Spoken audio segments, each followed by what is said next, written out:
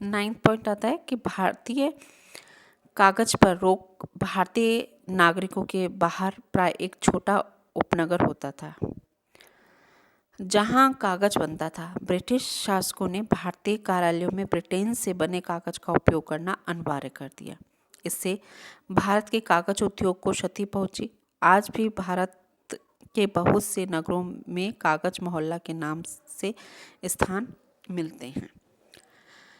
10 point आता है हमारा, भारतीय जहाज रानी के प्रयोग पर ईस्ट इंडिया कंपनी ने इंग्लैंड एवं भारत के बीच होने वाले व्यापार के लिए केवल ब्रिटिश जहाज़ों का उपयोग किया।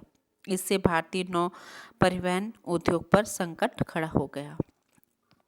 11वां पॉइंट हमारा आता है, अस्त्र शस्त्रों के निर्माण पर रोक भारत के उत्तर पश्चिमी में कच्छ, सिंध, पंजाब प्रांत में ढाल, तलवार और अन्य हथियारों का खूबसूरत काम होता था, किंतु ब्रिटिश शासन ने इस काम को पूरी तरह समाप्त कर दिया।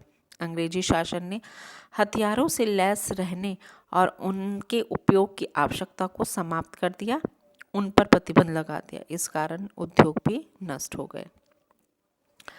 12वां पॉइंट आता है कि रेलवे का निर्माण ब्रिटिश सरकार ने भारत में रेलों का निर्माण इस उद्देश्य से किया कि वह ब्रिटेन के उद्योगों को कच्चा माल और बाजार संबंधी आवश्यकताओं की पूर्ति कर सके। 19वीं शताब्दी में भारत में रेलों का जाल बिछ गया। इससे ग्रामीण हस्तशिल्प वैश्विक प्रतिस्पर्धा का शिकार हो गया। साथ ही भारतीय हस्तशिल्प का पारंपरिक ग्रामीण समुदाय के साथ संबंध स्थिर होने लगा, क्योंकि अब 7 समुद्र पार से आने वाली सस्ती मशीनी चीजें गांव में भी उपलब्ध होने लगी। यातायात के सुगम साधनों से गांव के लोग शहर जाने लगे, जिससे ग्रामीण समुदाय टूटने लगे।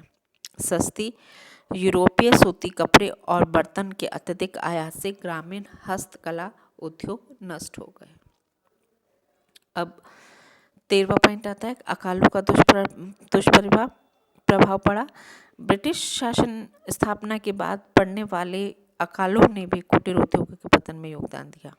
अकालों के परिणाम स्वरूप लाखों लोग मर गए, जिसमें कारीगर और शिल्पी थे। इसके अलावा जो लोग बच गए उनकी स्थिति भी शोचनीय हो गई थी। जुलाही, धोबी, कुम्हार, लोहार, बढ़ई आदि शिल्पकार बेकार और भुखमरी से पीड़ित हो गए थे और उनके व्यवसाय चौपट हो गए थे। फिर 14 पॉइंट आता है, गिल्ड पत्ती का नाश। जब तक भारतीय शहरी उद्योगों में गिल्ड पत्ती बनी रही, कुटीर उद्योगों में अनुशासन बना रहा। गिल्ड पत्ती के नष्ट होने से कारीगर एवं उसके द्वारा निर्मित वस्तुओं पर निगरानी रखने वाला कोई संगठन ना रहा। इससे कुटीर उद्योगों को भारी धक्का लगा। 15वां पॉइंट हमारा आता है, प्रशिक्षण का अभाव। भारतीय कारीगरों को औद्योगिक कौशल देने के लिए जिस प्रशिक्षण की आवश्यकता थी, उसका नितांत अभाव रहा। प्रशिक्षण के अभाव में वे उत्तम कोटि की वस्तुएं बनाने में असफल रहे, जिससे उसके उत्पादन की मांग घट गई और परंपरागत उद्योग नष्ट हो गए। इस प्रकार 19वीं शताब्दी के उत्तरार्ध तक भारत के कुटीर उद्योग धीरे धीरे समाप्त हो गए, किंतु वे पूर्णतः नष्ट नहीं हो सके। उनमें से कुछ तो आज भी जीवित है।